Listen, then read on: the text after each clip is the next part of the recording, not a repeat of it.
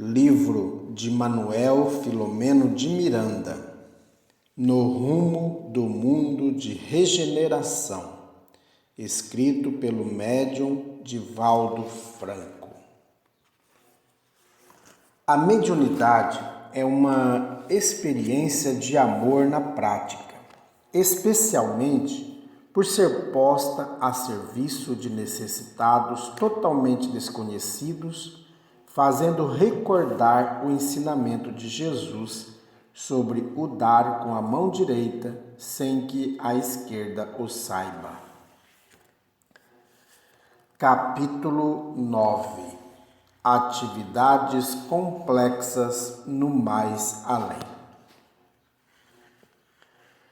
À medida que o trabalho se avolumava, tivemos que voltar ao hospital, onde realizávamos o mistério, dando prosseguimento ao socorro de emergência que as circunstâncias exigiam. No momento em que saímos, o respeitável orientador do novo hospital veio agradecer-nos e solicitou-nos que inscrevêssemos também aquele nosocômio nas atividades espirituais de atendimento desobsessivo a muitos pacientes que se acumpliciaram com as forças maléficas da natureza. Observávamos o vai-vem de familiares e amigos desencarnados que se vinculavam aos pacientes e chamavam-nos a atenção às interferências perniciosas dos espíritos ociosos e de outros vingadores com aspecto, confessamos, horripilantes. Já tivera a ocasião de ver essa fauna desencarnada em cemitérios, nos quais muitos recém-chegados eram disputados, como ocorre em qualquer feira em que se compram ou se adquirem estranhos serviçais para qualquer atividade, inclusive para o hórrido crime do homicídio. Em volta, como se estivessem aguardando comparsas ou vítimas, havia um número expressivo de entidades errantes e portadoras de carantonhas apavorantes.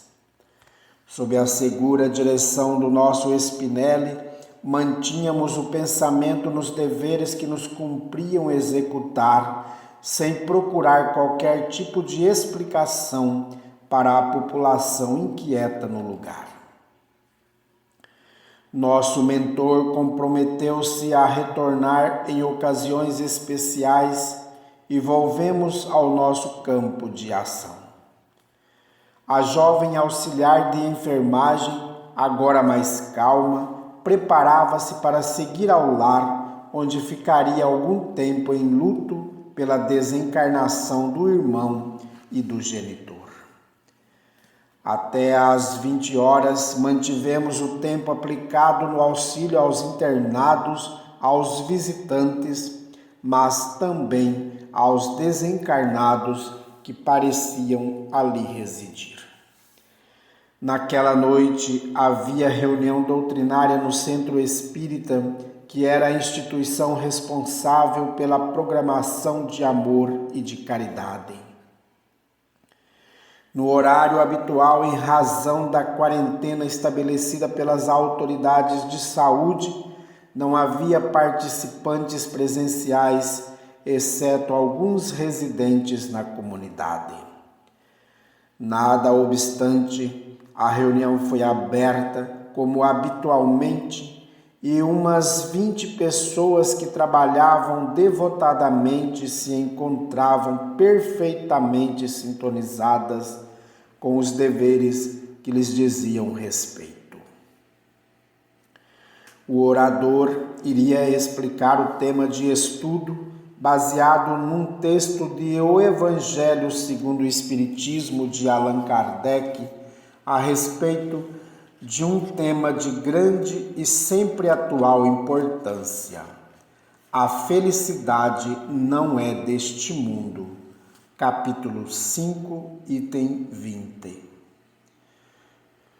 Foi um momento emocionante, porque em razão das dificuldades de estarem presentes grupos de pessoas, havia-se resolvido manter as atividades da casa utilizando-se a internet, especialmente transmitindo os estudos e permitindo que um número muito significativo de pessoas interessadas no conhecimento da palavra tivesse acesso. Visivelmente inspirado, o expositor referiu-se à realidade a respeito da vida nas suas duas feições, a encarnada e a desencarnada, demonstrando a grandeza da imortalidade como única forma de entender-se a criação na sua profundidade e significado. Estendeu-se apresentando conceitos ricos de experiências e de fáceis aplicações por aproximadamente 40 minutos.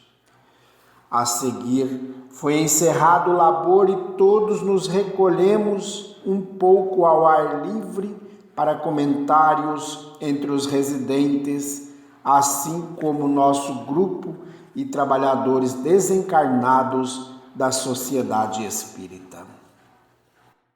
Os socorros de sempre continuavam e a movimentação de amor e caridade junto aos desencarnados em aflição seguia ininterrupta. Buscamos os nossos cômodos até o momento previsto para a nossa reunião mediúnica, dando continuidade aos labores do dia. Mais ou menos 1h da madrugada, seguimos à sala mediúnica preparada pela nossa gentil Marta, que recepcionava os convidados e os colocava nos lugares que lhe estavam reservados. Quando chegamos, encontramos o diretor espiritual Antúlio, nosso convidado para a programação socorrista especial. 2 auxiliares do labor trouxeram em sono, por desdobramento espiritual, a jovem auxiliar de enfermagem que repousava suavemente. De igual modo, veio conduzido o espírito inimigo que a estava induzindo a autocídio e mais algumas entidades vinculadas aos pacientes do hospital que nos acolhia. A reunião foi dirigida pelo irmão Spinelli, que orou com grande unção, rogando o auxílio dos céus para o nosso empreendimento fraterno, e percebemos suave claridade invadir o recinto com a iluminação diminuída. À mesa mediúnica, entre outros, estavam Cláudio, Gracindo, Malvina e Amália, nossas queridas médiuns para o Ministério do Intercâmbio. Os demais estávamos sentados na primeira fila com os visitantes e os necessitados de atendimento especializado. O doutor Eudalbo despertou a jovem sofrida e falou-lhe com muita doçura a respeito da reunião de que iria participar. Demonstrando alguma estranheza, como era natural, manteve-se serena, pensando na mãe de Jesus e, por extensão, na mãezinha que convalescença e sob a ação da angústia. Iniciada a reunião, Malvina entrou em transe e começou a estertorar nervosamente sob a indução psíquica do perseguidor da jovem auxiliar de enfermagem. Blasonava com certo atrevimento, dizendo-se estranho àquele grupo, com exceção da jovem que se assustou ao reconhecer o comunicante. Percebendo-se identificado, ele ergueu os punhos cerrados da médium e, transtornado, investiu, embora retido no abençoado fenômeno da psicofonia. Surpreendeu-se de falar pela boca e mover-se no corpo da médium e, sem compreender exatamente o que se passava, arremeteu com perguntas violentas que lhe explodiam na mente. Que sortilégio é este? O que se passa aqui comigo? Que estranho tribunal é este? Com gentileza, mas severidade, Spinelli respondeu-lhe: não somos um tribunal, nenhum sortilégio estamos utilizando, e o que aqui se passa é fácil de entender-se. O caro amigo sabe que já perdeu a roupagem física e que vem afligindo a jovem, hoje vitimada por muitas dores decorrente das mortes do genitor e do irmão pela enfermidade cruel. Com que direito se propõe a infernizar quem cumpre os seus deveres e ama os seus familiares com elevação? Quais são os seus poderes sobre ela e todos nós, que nada podemos fazer senão sob a permissão das divinas leis? Porque o seu projeto de lhe roubar a existência física, somente porque ela se negou a receber as suas mórbidas carícias? Sim, é a vítima dos seus assaltos quando era criança e você procurava molestá-la com frequência. Ela conseguiu fugir da sua doença moral, mas a sua imagem ficou a perturbar-lhe o inconsciente, produzindo-lhe pesadelos hórridos. Felizmente, a morte o arrebatou e, viciado, dominado pelo pretérito de devassidão, continuou a sua faina infeliz, reencontrando-a.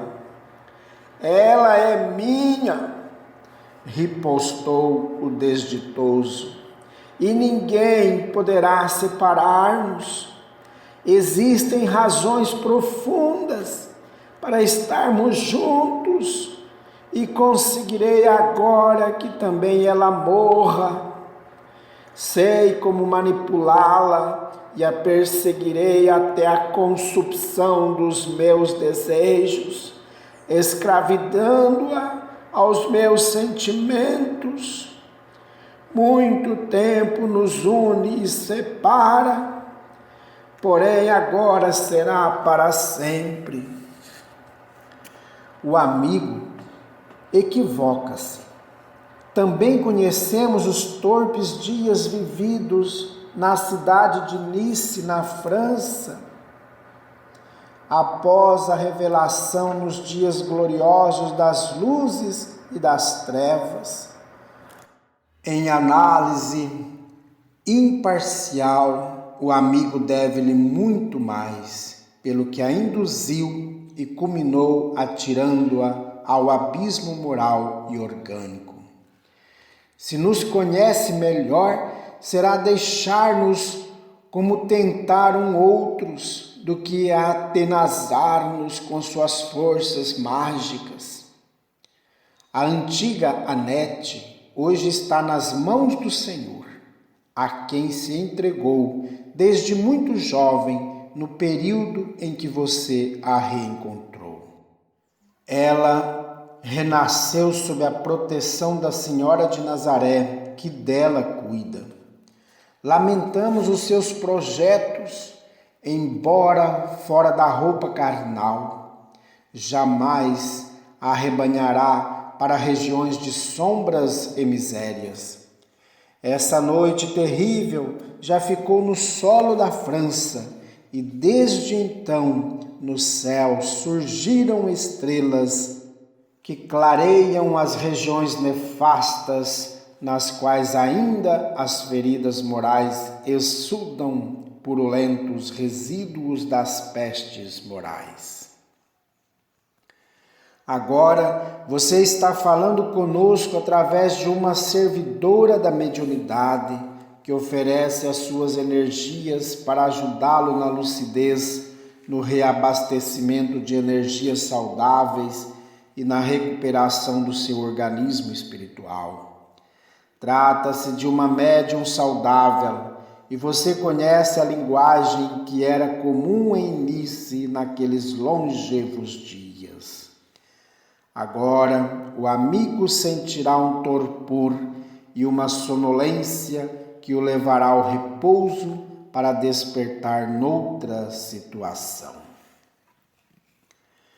A jovem acompanhava o diálogo espantada, porque não lograva compreender em todo o seu conteúdo a explicação.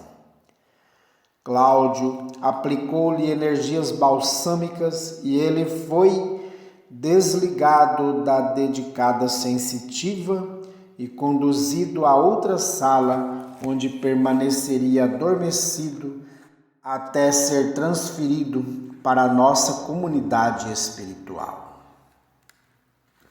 Após aquele diálogo terapêutico de natureza esclarecedora aos desencarnados, faz-se necessário um repouso do paciente para adaptação à nova ordem de ideias. Chamaremos de convalescença como ocorre nos equivalentes fenômenos de natureza orgânica terrestre. A assimilação dos conteúdos é lenta, ocupando as áreas físicas e mentais antes sobrecarregadas pelas energias deletérias. Por isso, o sono reparador proporciona um benefício inestimável, facultando um despertar menos aflitivo e de certo bem-estar. Imediatamente, Malvina começou a mover-se na cadeira, visivelmente incorporada. Antúlio acercou-se da médium em transe profundo e eu notei que o espírito em psicofonia era alguém com significativa alteração da forma perispiritual. A face era lupina e, embora mantivesse a forma humana, encontrava dificuldade para adaptar-se ao organismo eletrônico da médium.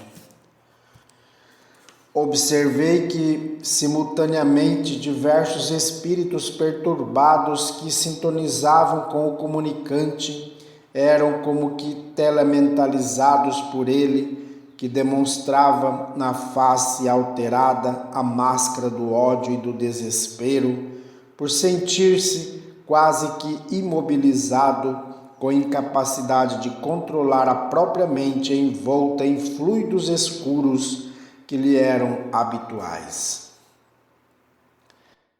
A nossa Malvina era um espírito gentil e missionário no sentido doutrinário, porquanto servia à causa espírita com abnegação e entrega total.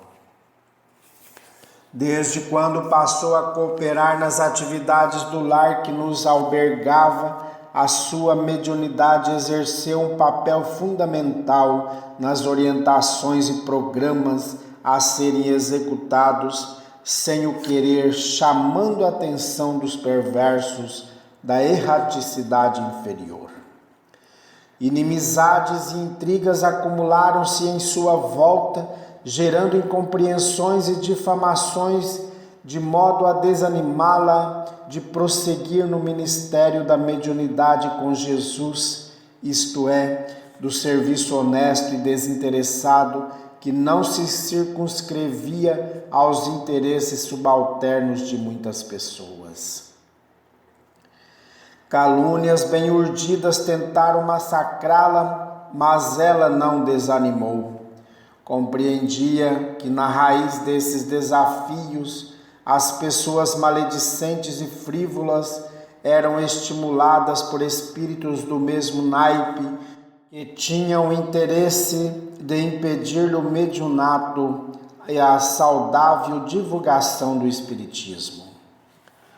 Não compreendem os insensatos que toda e qualquer perseguição aos servidores da Grey, seja qual for, resulta na difamação dos ideais de sustentação das vidas.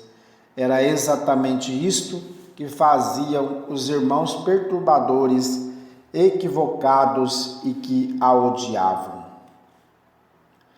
Mais recentemente, menos de um quinquênio, o cerco tornou-se-lhe feroz, porque fora proclamada pelas trevas uma guerra contra Jesus, o pacificador, o amor não amado, e de alguma forma todos aqueles que buscavam ser-lhe fiéis foram atacados com inclemência, a fim de ser alcançada a meta existencial da filosofia materialista em desenvolvimento. Tendo adquirido uma enfermidade orgânica atormentadora, ela sofria dores contínuas e uma que outra vez sentia-se fragilizada e quase sem estímulo, porém, atendida carinhosamente pelos seus guias espirituais, prosseguia com os joelhos desconjuntados, fiel ao programa exaustivo e abençoado. Nesse referido tempo, emoções adormecidas e acalmadas passaram a ressurgir-lhe na mente, a golpear moralmente os seus sentimentos. Todo médium fiel a Jesus passa por esse caminho estreito que chamamos Via Crucis para melhor instrumentalizar-se espiritualmente para o ministério. Era o que a nossa irmã sabia fazer. Mantinha a alegria da fé, que é uma bênção, sem valorizar as punhaladas espirituais momentâneas, sempre sabendo animar os demais e inspirar ternura em grande número de pessoas que a envolviam nas dúlcidas vibrações da prece de gratidão e de afeto. O amor sempre produz ternura em volta e carinho em si mesmo. A mediunidade é uma experiência de amor na prática, especialmente por ser posta a serviço de necessitados totalmente desconhecidos, fazendo recordar o ensinamento de Jesus sobre o dar com a mão direita sem que a esquerda o saiba. Muitos candidatos ao labor da caridade pretendem o exibicionismo e o modismo, a atormentada ânsia da fama e de exaltação da personalidade, quando o seu ministério é exatamente o oposto. O médium sincero e dedicado sabe manter as suas faculdades resguardadas da célebre lenda a respeito da mosca azul, cuja picada altera a conduta do indivíduo, concedendo-lhe elevados valores que não possui. Ouvidam-se muitos candidatos da mediunidade socorrista, dos irmãos da retaguarda, mais sofredores e mais necessitados, e passam a ser falsos intérpretes de espíritos nobres que não têm nenhum interesse em exaltar a memória, mas ao invés lamentam o pouco que se acreditam haver feito enquanto na terra. É de bom alvitre que os bons médiuns, aqueles que trabalham a serviço do bem, não desejem utilizar a mediunidade para receber as fúteis louvaminhas e elogios grosseiros, antes vivendo para o desempenho da tarefa auto-iluminativa. Justo no momento em que o dialogador acercou-se para a conversação edificante, as barreiras de isolamento que controlavam as entidades infelizes que faziam parte do séquito do comunicante permitiram que todos se adentrassem no círculo vibratório das comunicações com propósitos de fazer algazarra e mesmo tentarem agressão. O ambiente, porém, não lhes permitia espaço mais amplo para os seus interesses vulgares, assim permaneceram automaticamente em expectativa enquanto a ocorrência cristã era realizada. Nesse momento, recordei-me da autoridade de Jesus diante dos espíritos perturbadores e cruéis. 2 ou 3 palavras, a grandeza do seu verbo, a sua aproximação neles produzia um efeito desejado, que era o de liberar o paciente dos seus tenazes constritores. Naquele caso, no entanto, o objetivo era fixá-lo nas energias do reencarnado, a fim de que voltassem a experimentar o fluido animal de que se nutria para uma conversação franca e responsável pelo seu futuro. Foi o visitante quem, arrogante e cínico, deu início ao diálogo. Bem sei o que está acontecendo em razão da minha posição de chefe de equipe. Tive o cuidado de escolher os meus melhores acompanhantes para esta bizarra apresentação. Bem se entende, portanto, que aqui estou comunicando-me com os senhores por espontânea vontade e pelo desejo imenso de poder declarar com lucidez o patamar das lutas em que nos encontramos.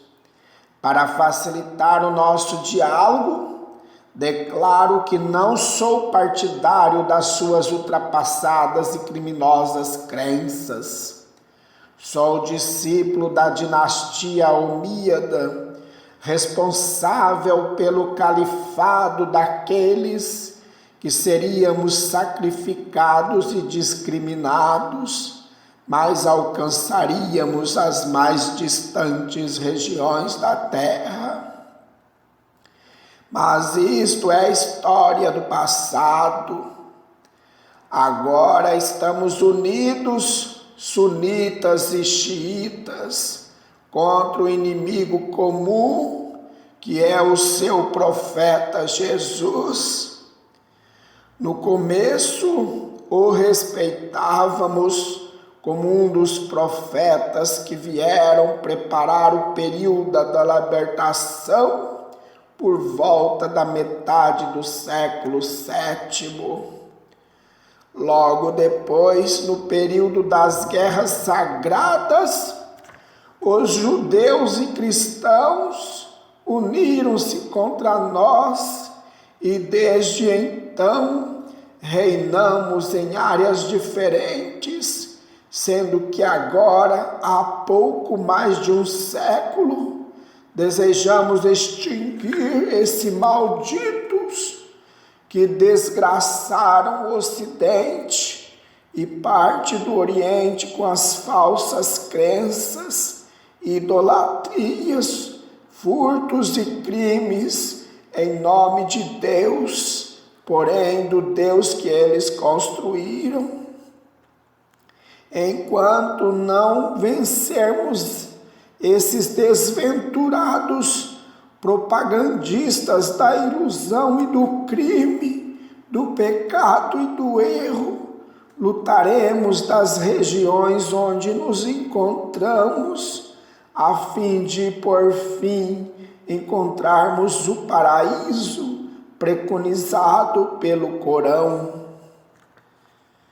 Depreendo que, apesar de desencarnado, ainda não desfruta da plenitude celestial, asseverou o nosso Antúlio, aproveitando-se da pausa natural que o comunicante fez.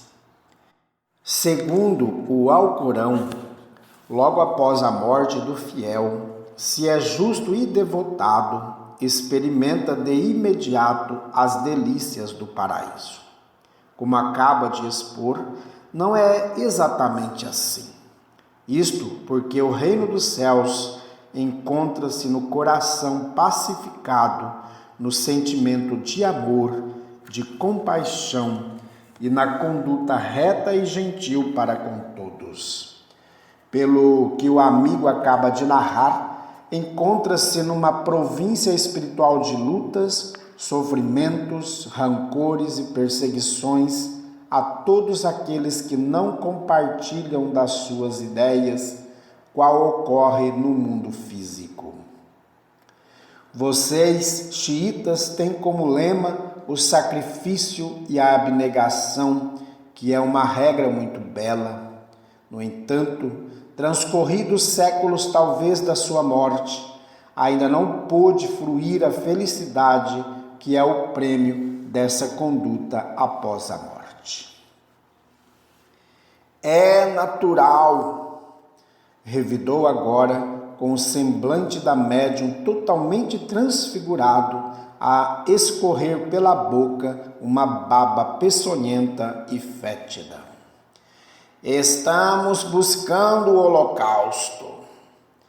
Quando recentemente declaramos a guerra total contra Jesus e o judaísmo, entramos em luta física, abandonando nosso reduto para interferir no comportamento dos homens e das mulheres, achincalhando seus deuses e cultos, ao mesmo tempo instalando o deboche e as aberrações morais para os vencer mais rapidamente.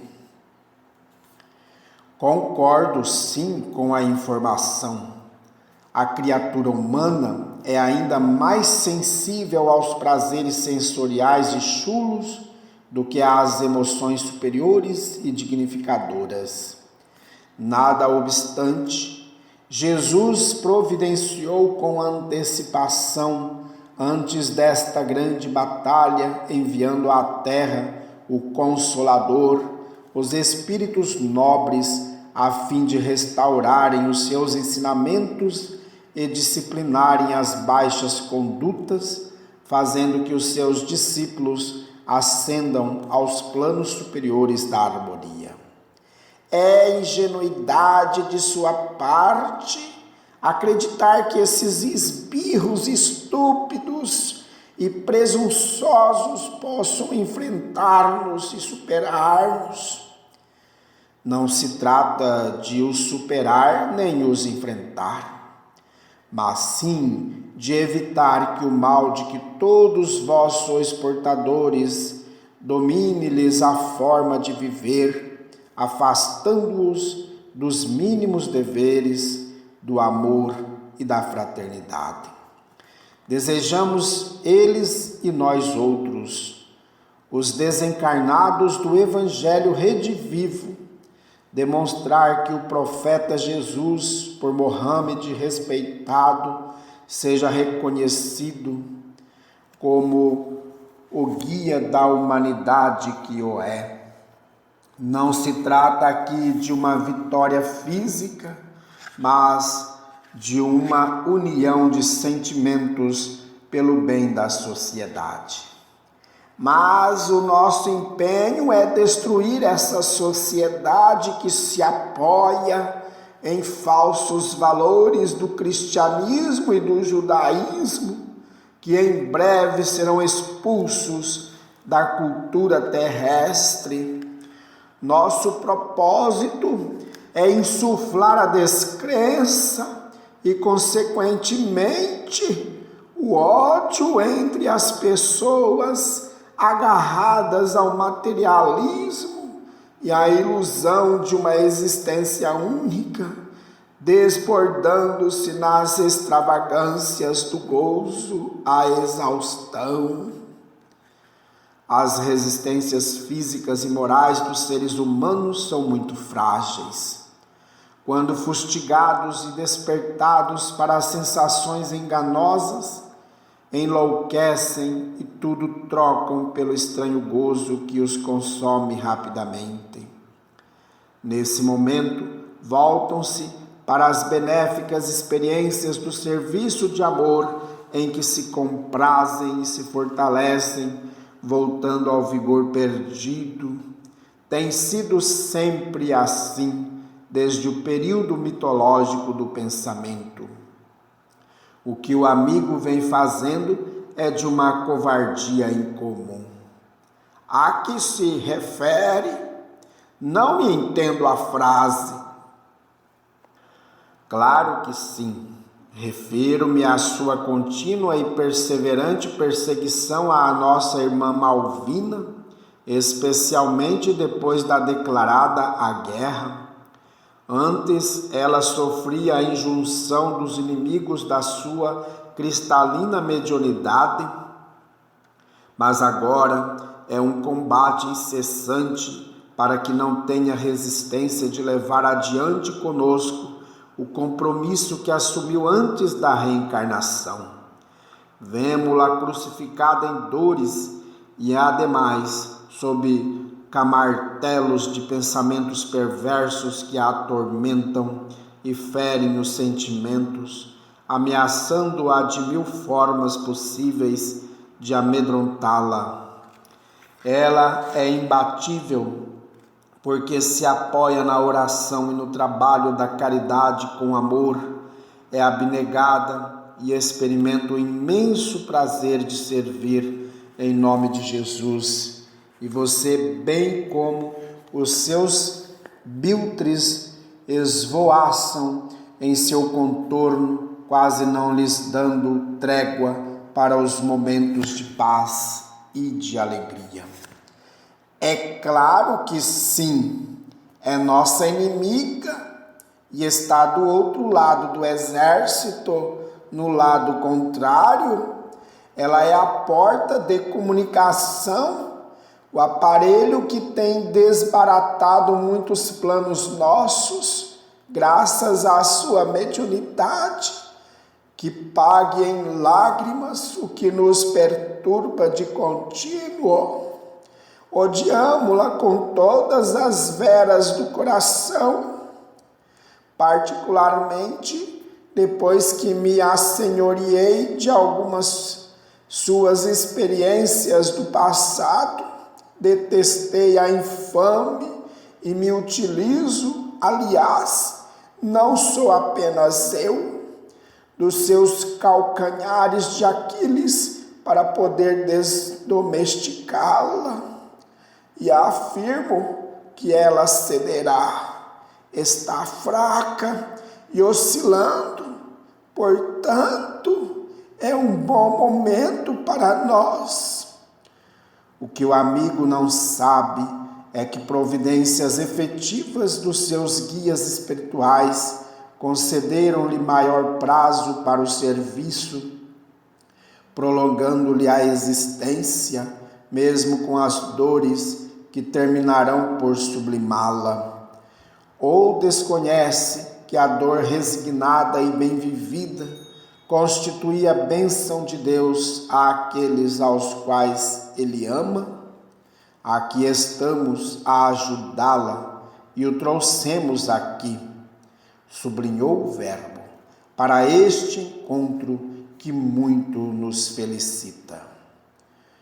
O inimigo percebeu o que ele quis dizer e verberou furioso: vimos, eu e todos que aqui estamos, porque eu sabia que era uma batalha que iríamos travar e eles esperam somente um sinal para demonstrarmos nossa força, fazendo aqui uma baderna. Prevendo qualquer atitude desta natureza, muito comum a amigos como você, também tomamos providências. Muito difícil descrever a ocorrência inesperada. O comunicante começou a falar em árabe e a gesticular, fazendo movimentos ritualísticos como num transe religioso, e os acompanhantes puseram-se a gritar e a fazer soar pequenos tambores que retiraram das longas indumentárias enquanto cantavam com extravagante ritmo.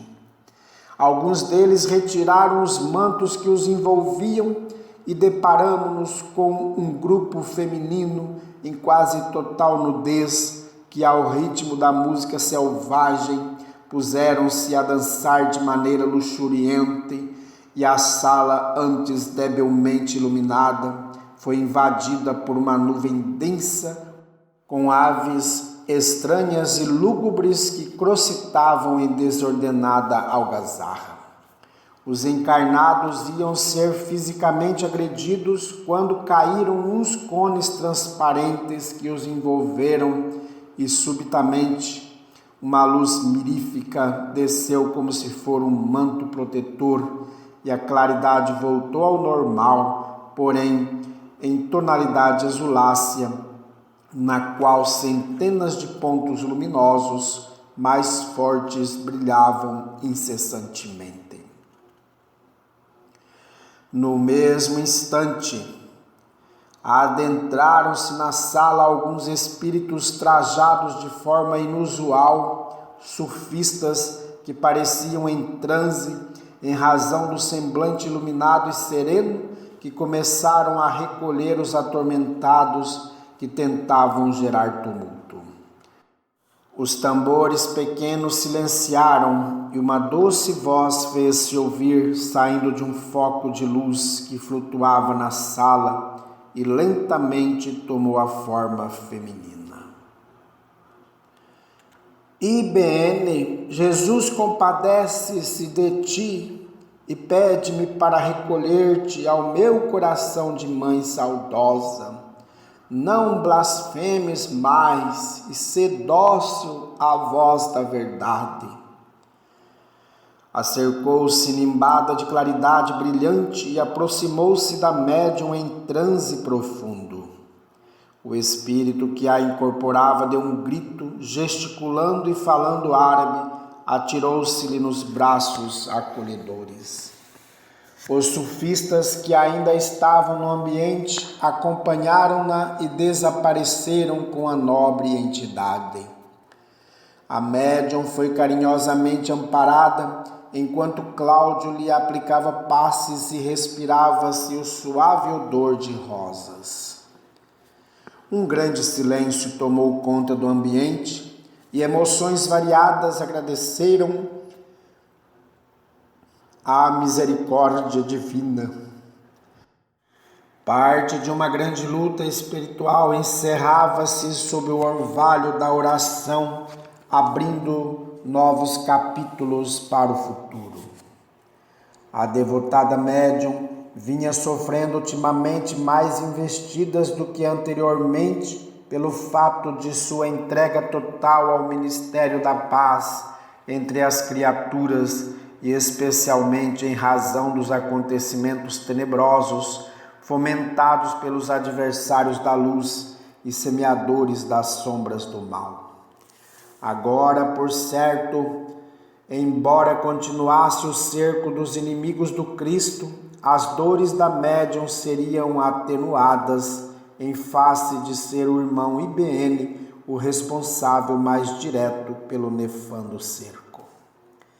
Havia naturalmente outros adversários que permaneciam à distância sob domínio das mentes demoníacas, gerando sofrimentos e programando desaires para os trabalhadores da paz.